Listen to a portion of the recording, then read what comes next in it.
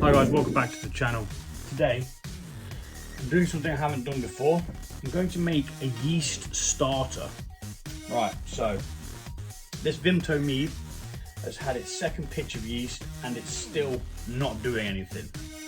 Which worries me because there's a chance that it could get infected, and we don't want that. So we are going to create something called a yeast starter. Now, if you know anything about brewing anyway, most home brewers, or say most, some home brewers use something called a yeast starter.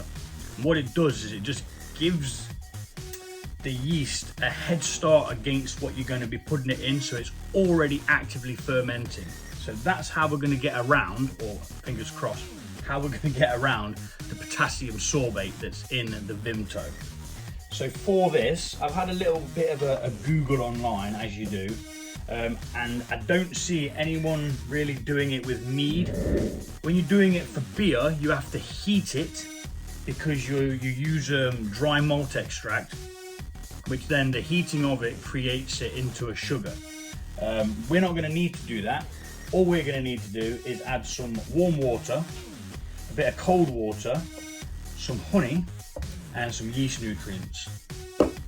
And that's exactly what we're going to do. I'll be back in a minute. So adding hot, adding cold, adding hot, adding cold, tipping some hot, adding some hot, adding some hot, adding some hot, tipping some hot, adding some cold. And we've got it around to 27 degrees, which is perfectly fine to pitch your yeast at, normally in a wort or a must. We're going to be creating a must, so we're going to add some honey to this, and then we're going to mix the said honey in. Why am I using honey, you say? Well, because the liquid that it's going to be going into has honey in. So we want to kind of create an environment that it's going to be in anyway. If that makes sense. Now this is just an experiment. I don't even know if it's going to work. I want to save this Vimto mead. I don't want to waste the ingredients, to be fair. I've pitched twice and it's still doing absolutely jack. So yeah, just give that a shake up, get it oxygenated and mixed in, hopefully, as well. Yep, perfect. I'm going to put a bit more honey in. I'm not going to measure it out. If I ever come to do this again, I'll do it a bit more properly. I've got to be careful not to add too much volume to this, because obviously once it does start fermenting, we could have a bit of a problem.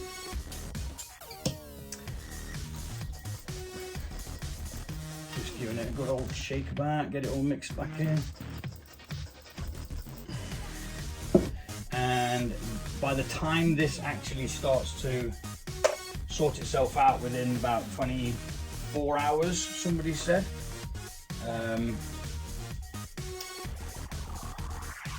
Yeah, within 24 hours. So I'm going to be using half a pack of yeast in this, which is going over the top with the amount of yeast that's been put in it. But what we want to do is want to give this a good start, so that once it's added to that, it can then just bypass all the potassium sorbate and start the fermentation. So in with the half a pack of yeast,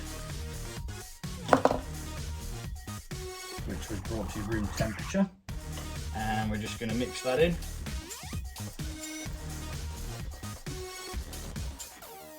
And that'll make some lovely milky concoction. Pressurize it, and we're going to leave that now for, oh wait, let me get all the crud off the side there. We want all of the yeast, we want all of it. Yeah, so we're going to leave that for about 24 hours. Yeah, that should be where it's starting to activate.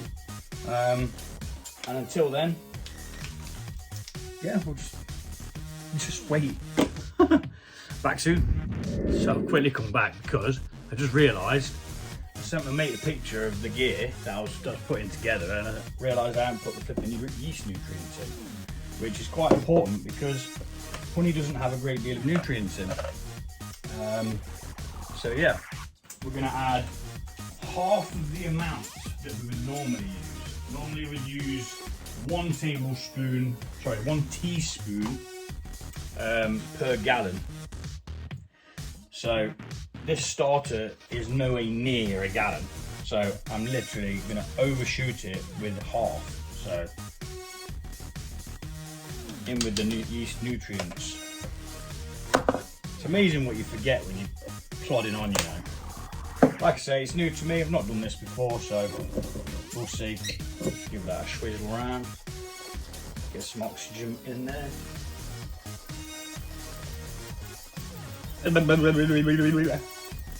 And yeah, there we go. Give that about 24 hours, and then we're going to put it in there. And we'll see what happens. It could save the mead. By starting the fermentation, it might not even work.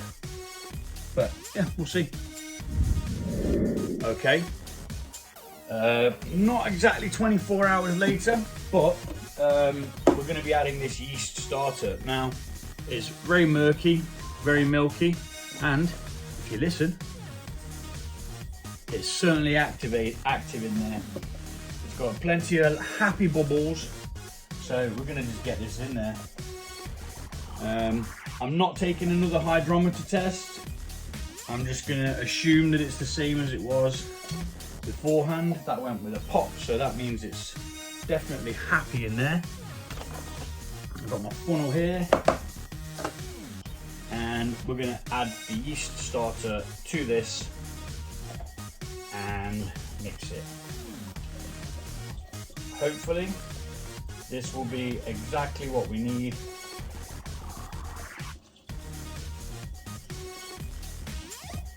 Well, we've definitely got a reaction. There's fizzing and popping and whizzing and whopping. So yeah, that's my new yeast starter jar. If we do have anything that's slightly, what do you call it, not wanting to work, we'll just use a yeast starter. If this works, that is. Now what we need to do is we need to mix all of that together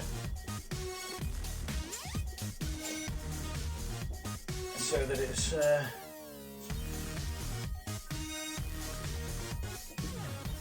mixed in sufficiently, and then with a bit of luck, the yeast that was activated in the yeast starter is now just going to start consuming the sugars, bypassing the preservatives. Now there's a lot of activity in the airlock straight away, but that just could just literally be because of the reaction of adding it in there. We've got loads of bubbles, which is a good sign. Let's see if we can get a bit of a... So after adding it, it was a little bit more bubbly than that. It's slowing down a little bit now, but it is showing that there is a reaction happening. With a bit of luck, it's the start of something wonderful. Vimto D. It's supposed to say mead, but I've obviously rubbed it off by accident.